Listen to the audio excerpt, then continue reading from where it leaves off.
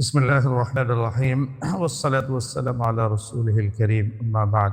হাদিসের কিতাব মিশকাতুল মাসাবিহ কিতাবের কিতাবুর রিকাক অধ্যায়ের হাদিস পড়া হচ্ছে 54 নম্বর হাদিস। আল্লাহ রাব্বুল আলামিন মানুষকে যে সম্পদ দান করেন, এই সম্পদ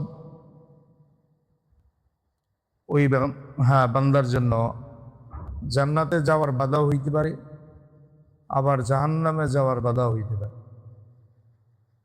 যে সম্পদ আল্লাহ তাআলা দান করেন সেটা কাহারো কাহারো জান্নাতে যাওয়ার জন্য বাধা হবে।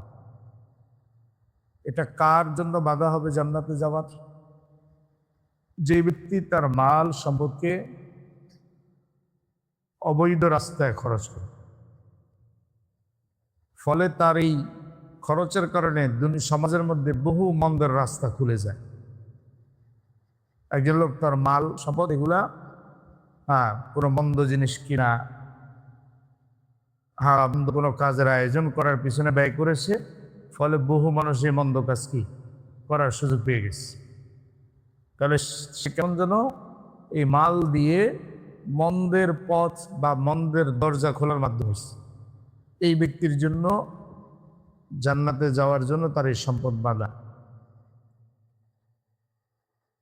এর বিপরীত কোন কোন ব্যক্তির সম্পদ তার জাহান্নামের থেকে পর্দা হবে, জাহান্নামে যাওয়ার জন্য বাধা হবে, ঢাল হবে।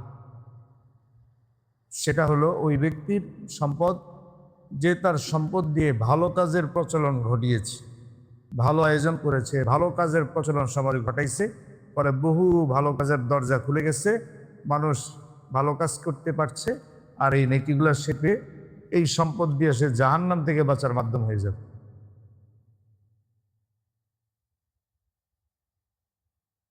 এই জন্য এই মাল ও দৌলত এটা যেমন জান্নাত, এটা যাওয়ার জন্য বাধা হতে পারে, আবার কাহারও জাহান্নামে যাওয়ার জন্য বাধা হয়। জাহান্নামে যাওয়ার জন্য বাধা হইলে তো এটা ভালো, অর্থাৎ এই মালের কারণে সে জাহান্নামে যাবে না, কারণ মাল দিয়ে সে ভালো কাজ করছে, ফলে আর জাহান্নামে যাওয়া লাগলো না। আর জান্নাতে যাওয়ার পথে বাধা হলে এটা হবে খারাপ, যে এই মাল দিয়ে সে গুনাহের বিভিন্ন জিনিসের ব্যবস্থা করে গিয়েছে, ফলে এই মাল তার জান্নাতে যাওয়ার রাস্তা বাধা হয়ে গেছে। وعن سهل بن سعد رضي الله عنه أن رسول الله صلى الله عليه وسلم قال إن هذا الخير خزائن। রাসূল পাক সাল্লাল্লাহু আলাইহি ওয়াসাল্লাম বলেছেন, এই মাল ও দৌলতের যে স্তূপ, মানুষের সামনে মাল ও দৌলতের যে স্তূপ, এগুলা হলো ভান্ডার। আল্লাহ পাক এই ভান্ডারগুলো বান্দাদের জন্য সৃষ্টি করছেন, এই মাল ও দৌলতের ভান্ডারগুলো। এখন এবং এই ভান্ডারগুলোর এবার খরচের ব্যবহারের দায়িত্ব বান্দাকে দেওয়া হয়েছে। আল্লাহ পাক তাকে কোনো সম্পদ ভান্ডারের মালিক বানিয়ে দিয়েছেন। তাহলে আল্লাহ তাআলা এই ভান্ডারগুলো সৃষ্টি করেন, আর এটা ব্যয় করার জন্য বান্দাকে নিয়োগ করেন।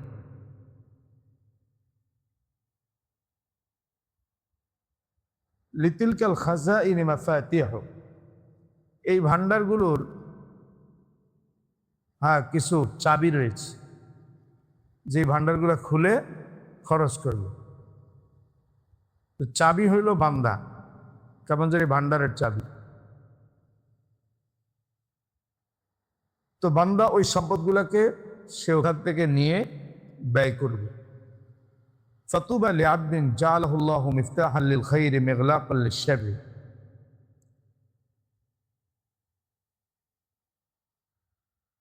তো ওই বান্দার জন্য সুসংবাদ, যেই বান্দাকে আল্লাহ তাআলা এই যে ভান্ডারের মালিক বানাইলেন, এর মাধ্যমে কল্যাণের পথ খুলনেওয়ালা বানান, অর্থাৎ এই সম্পদ দিয়ে সে ভালো কাজের পথ খুলে দেয়। মিগলাকাল লিশ-শাররি, মন্দের দরজা বন্ধকারী বানান থাকে আল্লাহ। অর্থাৎ এই সম্পদ সে বন্ধ কোনো কাজে ইনভেস্ট করে না, যে বাস সময় তাহলে বন্ধ বেড়ে যাবে, ওই সমস্ত কাজ বন্ধের মাধ্যম। আর ভালো কাজে ব্যয় করে ভালো কাজের দরজা খোলার মাধ্যম আল্লাহ যাকে বানান, সেই বান্দার জন্য সুসংবাদ। পক্ষান্তরে দুনিয়া এবং দিন এবং দুনিয়া দোনো লাইনেই ধ্বংস হবে এই ব্যক্তির জন্য, যাকে আল্লাহ তাআলা এই সম্পদগুলো দেওয়ার পর এই সম্পদগুলা দিয়ে আল্লাহ পাক তাকে মন্দের দরজা খুলনেওয়ালা বানান, অর্থাৎ এই সম্পদ দিয়ে সে বন্ধ কাজের প্রচলন ঘটায়, বন্ধ জিনিসের ব্যবস্থা করে, ফলে বহু মানুষ এই বন্ধ কাজগুলোর মধ্যে লিপ্ত হয়ে যায়। আর মিগলাকুল লিল খাইর, ভালো কাজের দরজা বন্ধকারী বানান। সে বন্ধ কাজ প্রচলন করার কারণে মানুষ ভালো কাজ করতে পারতেছে না, ভালো পথ চলতে পারতেছে না।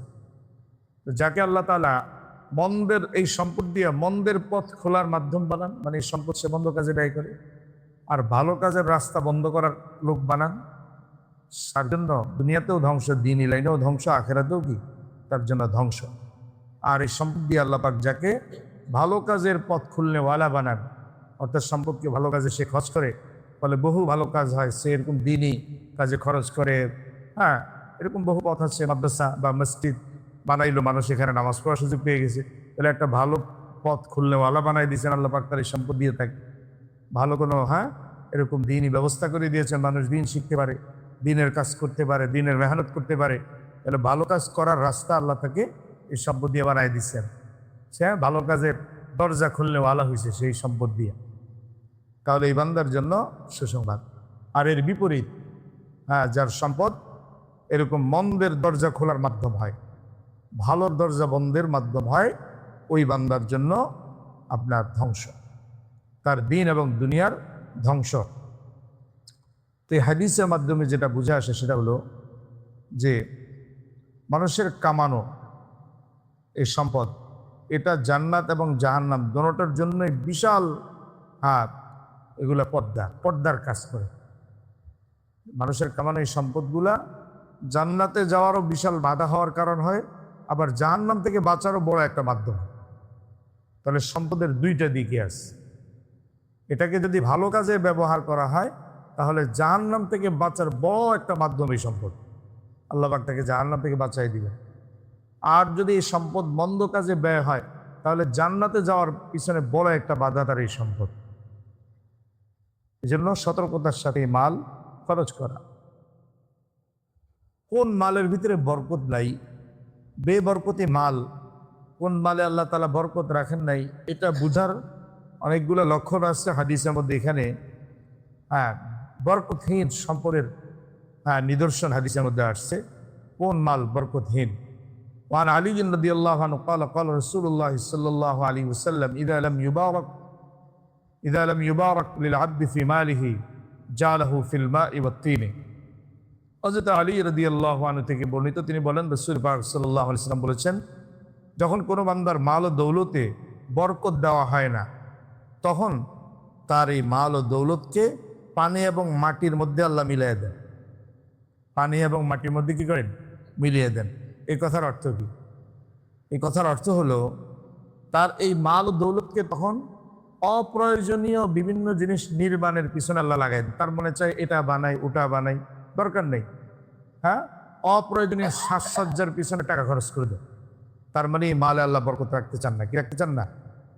একটা হলো মানুষের প্রয়োজনীয় ঘর, হ্যাঁ, ঘর বাড়ি দরকার, যেটা ওটাতে খরচ হইলে সেটা তো প্রয়োজন। কিন্তু কোনো ব্যক্তির এরকম প্রয়োজনহীন অপ্রয়োজনীয় ভবন বা এরকম বিভিন্ন নির্মাণ ভাস্কর্য বানাইছে, কি বানাইছে? যে বলেন তো এই ভাস্কর্য বানালে কি ফায়দা হবে? যার, হ্যাঁ, জুলাইর নামে এখন আরেক শয়তানি শুরু হচ্ছে। মানে আমাদের সমাজে এমন একটা জিনিস, এক দুষ্ট যায় আরেক দুষ্ট আসে। সবকিছুর একটা সীমা আছে, যখন এটা পার হয়ে যায় তখন এটা অপরাধ পর্যায়ে পৌঁছে যায়। কিসের পর্যায়ে পৌঁছে যায়? হুজুরদেরও মূর্তি বানায় কি এখন ওখানে জাদু করে রাখছে। যারা আল্লাহ দ্বীনের জন্য আপনার আন্দোলন করছে, ওই আন্দোলন ওনাদের মূর্তি বানায় রাখছে। এর পিছনে কয়শো কোটি টাকা জানি ব্যয় করছে। এই যে সম্পদ, রাষ্ট্রের সম্পদ নষ্ট, বেবরকতি মাল। কি মাল? এর আগের সরকারও এরকম মূর্তির পিছনে কি করছিল? এই নির্মাণ, ওই নির্মাণ, আসলে দরকার নেই। অবশ্যই মালে আল্লাহ বরকত রাখেন না, এগুলো আল্লাহ পছন্দ করেন এই মাল। এটাই হাদিসের মধ্যে আসছে, যেই মালে আল্লাহ বরকত দেন না, কোনো বান্দার মালে বরকত দিতে চান না, তাহলে তার এই মালকে আল্লাহ পানি আর মাটিতে নষ্ট করাই দেন। অর্থাৎ এরকম প্রয়োজনহীন বিভিন্ন নির্মাণের মধ্যে, হ্যাঁ, এবং সেগুলার বিভিন্ন ধরনের সাজসজ্জা, এগুলোর পিছনে আল্লাহ খরচ করাই দেন তার মালগুলা। তাহলে বোঝা গেল অপ্রয়োজনীয় এরকম নির্মাণের বস্তু বা এরকম অপ্রয়োজনীয় সাজসজ্জার পিছনে মাল ও দৌলত নষ্ট করার মধ্যে কোনো সব, এগুলো আর বান্দার জন্য ক্ষতির কারণ হবে। নবীজি সাল্লাল্লাহু আলাইহি সাল্লাম এই জন্য আরেক হাদিসের মধ্যে আসছে, হযরত আব্দুল্লাহ ইবনে ওমর রাদিয়াল্লাহু আনহু বলেন, নবীজি বলেছেন, ইত্তাকুল হারামা ফিল বুনয়ান ফাইন্নাহু আসাসুল খারাবি, যে তোমরা, হ্যাঁ, নবীজি সাল্লাল্লাহু আলাইহি সাল্লাম বলেছেন, হে লোকেরা, তোমরা বিভিন্ন নির্মাণে হারাম মাল লাগানো থেকে বিরত থাকবে। নির্মাণ কাজে হারাম মাল লাগানো থেকে, হারাম সম্পদ দিয়ে যদি কেউ নির্মাণ করে, ঘর বানায়, সেটার ক্ষতির কথাটা বলতেছে, যে হারাম মাল দ্বারা নির্মাণ কাজ করা থেকে বিরত থাকো। কেননা কোনো ভবনের মধ্যে যদি হারাম মাল লাগানো হয়, কেউ মনে করে যে হারাম মাল খামো না, ঘর বানাই, অসুবিধে, খেলে নয় বেশি ক্ষতি হইল, এটা না খেয়ে আমি কি করলাম, ঘর বানানোর পিছনে খরচ করি, এটা সেটা কথা বলতেছে। যে হারাম মাল খাওয়া যেমন যাবে না কোনো নির্মাণ কাজে ব্যবহার করলে, নবীজি সাল্লাল্লাহু আলাইহি সাল্লাম বলেছেন, এটা দিন, ওই ব্যক্তির দিনকে ধ্বংস করে দিবে, অথবা বিল্ডিংকে ধ্বংস করে দিবে। কি করে দিবে?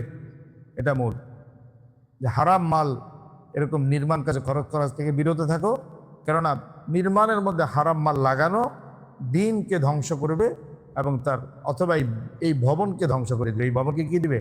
একসময় এই ভবনে কোনো একটা দুর্ঘটনা ঘটে যাবে। কি ঘটবে? দুর্ঘটনা ঘটে যাবে, বা অশান্তির কারণ তো থাকতেই পারে। আল্লাহ পাক এর ভিতরে শান্তি দিবেন, ওখানে থাকবে কিন্তু কি আসবে না, শান্তি আসবে না, বা থাকবে কিন্তু এই লোকদের দিনের উপর চলার তৌফিক হবে না। কারণ হারাম মাল দ্বারা নির্মিত ঘর, এর ভিতরে আল্লাহর জিকির, আজকার, কোরআন তেলাওয়াত, নেক আমলের সুযোগ থাকবে, ওই যেটার প্রভাব। আল্লাহু আকবার। বলছে মাল ও দৌলতকে জমা করে রাখা, প্রয়োজনীয় ভালো কাজে খরচ না করা, এটা হলো নির্বুদ্ধিতার আলামত। হাদিসের মধ্যে আসছে, আন আয়েশা রাদিয়াল্লাহু আনহা আন রাসূলিল্লাহি সাল্লাল্লাহু আলাইহি ওয়াসাল্লাম قال الدنيا دار من لا دار له ومال من لا مال له ولها يجمع من لا عقل له। রাসূল পাক সাল্লাল্লাহু আলাইহি ওয়াসাল্লাম বলেছেন, দুনিয়া ওই ব্যক্তির ঘর যার জন্য আখিরাতে ঘর নেই। সেই দুনিয়াকে ঘর মনে করে যারা আখিরাতে ঘর নেই। এবং দুনিয়ার মাল ওই ব্যক্তির জন্য যার জন্য আখিরাতে মাল নাই, যার কি নাই, আখিরাতে মাল নাই। এবং দুনিয়ার মাল ও দৌলত তারাই জমা করে যাদের আকল বুদ্ধি নাই, যাদের কি নাই, আকল বুদ্ধি নাই। তো উদ্দেশ্য হলো যে দুনিয়াকে আসল মনে না করার। আল্লাহ রাব্বুল আলামিন, হ্যাঁ, দুনিয়ার মধ্যে আমাদেরকে রেখে এনেছেন আমাদের আখিরাতের প্রস্তুতির জন্য। এই জন্য আমার মাল ও দৌলত এগুলোও যেন আখিরাত কামানোর মাধ্যম হয়। হ্যাঁ, এবং এগুলোকে আমি রাখবো আখিরাতের জন্য, ভালো কাজের জন্য। আখিরাতের কাজে ব্যবহার না করে এগুলাকে জমা করতেছে, এটা যারা আকল নেই সেগুলো করতেছে। হ্যাঁ, এই যে আমাদের যখন চোখটা বন্ধ হবে না, সাথে সাথে আমাদের এই সব যত কিছু আছে সব কিছু চেঞ্জ হয়ে যাবে, এগুলো কোনোটা কাজে রাখবে না। তখন আবার নতুন জিনিসগুলো লাগবে। কি লাগবে? কথা বুঝতেছি না? যেমন মানুষ, হ্যাঁ, কথার কথা, আপনার সে নতুন অফিসে গেছে বা নতুন বাড়ি, আগের সব মাল বাদ দিয়ে নতুন জিনিস সংগ্রহ। তা আমাদের চোখটা বন্ধ হওয়া মাত্র এই দুনিয়ার যা কিছু জোগাড় করা হয়েছে না, সব চেঞ্জ হয়ে যাবে। এগুলো কিছুই ওখানে কাজে লাগতেছে, ওখানে আবার নতুন মাল, নতুন জিনিস লাগবে। কি লাগবে? এই জন্য আখিরাতে এগুলো কোনোটাই আমার কোনো কাজে লাগতেছে না। ওখানে আবার নতুন জিনিস লাগবে, ওখানে নতুন ফার্নিচার, নতুন ভবন লাগবে। সেগুলা এই দুনিয়ার কোনো কিছু দিয়ে আমার ওখানে এগুলো কিছু তৈরি হবে না। ওটা তৈরি হবে ঈমান আর নেক আমল দিয়ে। কি দিয়ে? নেক আমল দিয়ে। এই জন্য আল্লাহ তাআলা যে মাল ও দৌলত দেন, যা কিছু দেন, এগুলা দুনিয়ার, ওই যে গতকালকে আমরা হাদিস পড়েছি, 3 নিয়তে সম্পদকে, হ্যাঁ, আমরা সংগ্রহ করলে হালাল তরিকায়, তাহলে আখিরাতে পুরস্কার। এক হলো মাল ও দৌলত, এই জন্য সে কামাই করে যাতে মানুষের কাছে হাত পাতার লাঞ্ছনা থেকে বাঁচতে পারে, পরিবার পরিজনের জরুরি প্রয়োজন পূরণ করতে পারে, এবং অভাবী, হ্যাঁ, প্রয়োজনগ্রস্ত লোকদের সহযোগিতা করতে পারে, ভালো কাজের সহযোগিতা। এই উদ্দেশ্যে যে মাল ও দৌলত থাকবে, সেই মাল ও দৌলত আখিরাতে বড় সম্পদ হবে। কি হবে? আখিরাতে বড় সম্পদ হবে। এবং এই বান্দা আল্লাহ পাকের সাথে এমনভাবে সাক্ষাৎ করবে যে তার চেহারাটা পূর্ণিমার চাঁদের মতো উজ্জ্বল। আর এর বিপরীত যদি হালাল তরিকায় কামানো মাল, হালাল তরিকার মাল খারাপ নিয়তে কামাই করে, অর্থাৎ দুনিয়ার ভোগ বিলাসের নিয়তে বা গর্ব অহংকারের নিয়তে কামাই করে, কিন্তু কামাই করেছে হালাল মাল, কিন্তু নিয়ত খারাপ ছিল, তাহলে ওই ব্যক্তি আল্লাহর সাথে সাক্ষাৎ করবে এমত অবস্থায় যে আল্লাহ তাআলা তার প্রতি রাগান্বিত, আল্লাহ তাআলা তার প্রতি। আর আজকে আবার হাদিস শুনলাম কি, যে মাল ও সম্পদ যেমন জান্নাতে যাওয়ার বড় বাধা হইতে পারে, আবার জাহান্নামে যাওয়ারও বড় বাধা হইতে পারে। যদি মাল ও দৌলতকে ভালো কাজে ব্যবহার করা হয়, তাহলে এটা জাহান্নামে যাওয়ার বড় একটা উপায় ঢাল হইল, জাহান্নাম থেকে সে বাঁচতে পারল। আর যদি এটা আমার খারাপ কাজে ব্যয় হয় তাহলে জান্নাতে যাওয়ার বড় একটা বাধা হয়ে যায়। এই জন্য ব্যবহারের ক্ষেত্রে সতর্ক, কামানের ক্ষেত্রেও যেমন সতর্ক বুঝাইলে থাকতে হবে, মাল ও দৌলত খরচের খাতগুলোর ক্ষেত্রেও কি আমাকে সতর্কতার সাথেই খরচ করতে হবে। প্রত্যেকটা পয়সার আল্লাহ তাআলার কাছে হিসাব দিতে হবে এই সম্পদগুলার। হ্যাঁ, ওই যে হাদিসের মধ্যে আসছে যে আখেরাতে যে কয়টা প্রশ্ন হবে আল্লাহ তাআলার কাছে, এর মধ্যে মাল সম্পর্কে 2টা প্রশ্ন হবে। কোথায় কিভাবে কামাই করেছে, 2 নম্বর খরচ করছে কি, 2টারই হিসাব দেওয়া লাগবে। এই জন্য বড় কঠিন বিষয়। এই জন্য যার মাল ও দৌলত কম তার বিপদে তাহলে বুঝে গেলে একটু কম। এই জন্য কামানোটা তো ঠিক আছে, খরচটাও খুব সতর্ক। যত বেশি হবে তত বেশি পেরেশান। খুব সতর্কতার বিষয়। আল্লাহ তাআলা আমাদেরকে বুঝার তৌফিক দান করেন, আমাদেরকে হালালভাবে সম্পদ কামানো এবং ভালো কাজে ব্যয় করার তৌফিক দান করেন। একটা সম্পদ যেন আমাদের গুনাহের কাজে ব্যয় না করি। আল্লাহ তাআলা আমাদেরকে ওরকম সচেতনভাবে চলার তৌফিক দান করেন। সুবহানাল্লাহ ওয়া বিহামদিহি, আশহাদু আল্লা ইলাহা ইল্লাল্লাহ, আস্তাগফিরুকা ওয়া আতুবু ইলাইক। আসসালামু আলাইকুম ওয়া রাহমাতুল্লাহ।